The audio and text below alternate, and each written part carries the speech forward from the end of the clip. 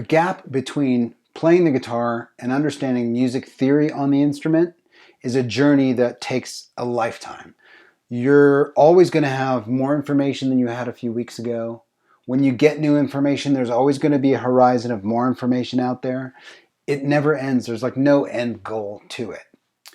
During that journey, there are specific moments where you gain a certain type of information that is, you're working on something and you suddenly go, no way, you're kidding me.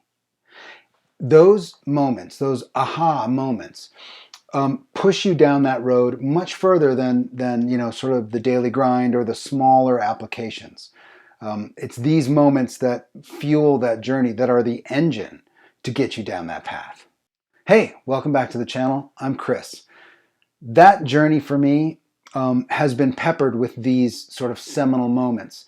And one of them that was really, really profound for me was when I learned how to harmonize scales. I was at a guitar clinic hosted by Guitar Center in Van Nuys, California, featuring Steve Morse. Steve Morse, by the way, if you don't know already, go look up the Dixie Dregs. He's been playing with Deep Purple. He's a fantastic guitar player. The work he did with the Dixie Dregs is quirky, fantastic guitar playing. Anyway, go to the clinic. He's there. He does his thing. He does his demo. He's all done. He says, I got about 10 more minutes. I'll take a few questions. Who's got the first one? His hand goes up in the audience and he says, yeah, what's up? This guy says, hey, Steve, tell us how to get music theory on the neck of the guitar. And Steve laughs. He's like, I only have 10 minutes. But if you want to start that journey, go home and do this. Then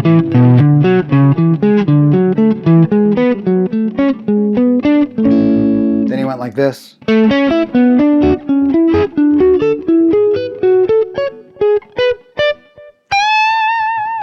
Something like that. Who's got the next question? And we went on. Meanwhile, I was sort of stunned. This sounded fundamental to me. Like the exercise itself, harmonizing a scale, you can hear it. It's like, it's fundamental. And I had no idea how to do it on the guitar. So I was like, what just happened? So I went home and I figured it out. It was before YouTube. I didn't have any material. I had to go figure it out. And it was that passion that sort of fueled me into getting this under my fingers. And it was a massive leap for me. Harmonizing scales can best be described as using the notes in a scale, and we're using A major here, to build the chords in that key. So the notes from the A major scale, for example, are the only harmonic information in the key of A. So when you build these chords, you will have all and the only chords in the key of A. The way we're going to do this, first of all, is looking at the scale across the neck, sort of vertically, and using those notes in a very specific pattern to generate the triads. We're going to generate triads from each note in the scale. And we're going to do that by playing every other note in the scale. So instead of this, 1, 2, 3, 4, 5, we do this. 1, 3, 5. We're going to do that from the A, then we're going to do it from the B, then the C sharp, then the D, then the E, then the F sharp, then the G sharp, then back to the A. And the way you do that is basically saying, if that's my first 5 notes, I'm going to play every other one. If I do that from here, now I'm on the C sharp. I'm playing a 5-note pattern and then playing the triad. The end result is to get triads from each note.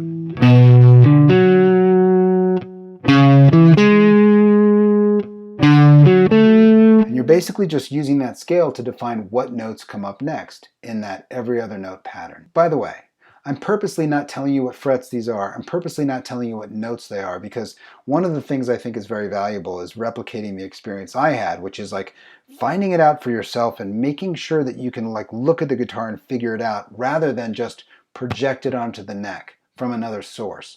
This gets you thinking from the guitar outward, and it's much more effective to process information in that way. Once you do get all these triads down, or you at least get close, you're on the road to it, then I want you to do something else. I want you to grab one of these. Remember one of these? And I want you to write out all the notes. So basically that'll look like this. You'll play A, you write down A. There's a C sharp, E. The next one is B, D, F sharp, and so on. I've done these for you. Here they are right here. But the act of doing it yourself allows you to retain the information much more genuinely. Like once you find the information yourself, you're the archaeologist, you get to keep that information in a much more effective way. Last thing I want to show you is this other triad example where Steve Morris in the clinic basically played this other version of the same information, but instead the constraint was staying on one set of strings rather than staying in one position on the scale. In this example, we're using D, G, and B strings. So instead of this, we're doing this. So that looks like this. A, B minor, C sharp minor, D, E, F sharp minor, G sharp diminished.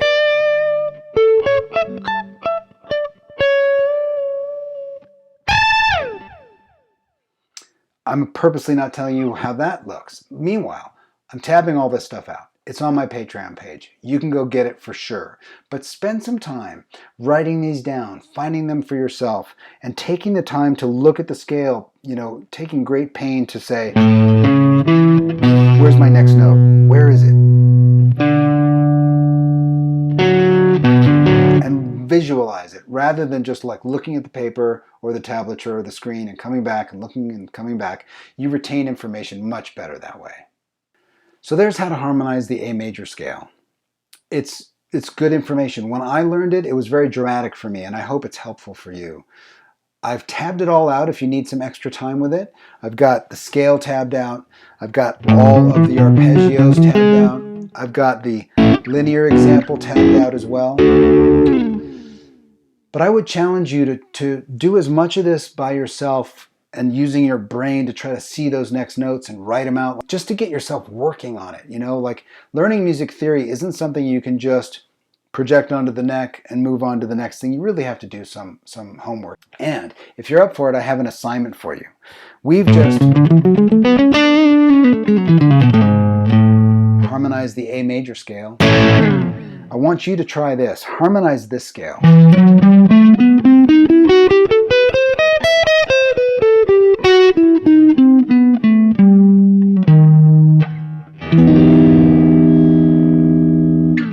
That's the E harmonic minor scale. When I harmonized that scale for the first time, it was inspirational.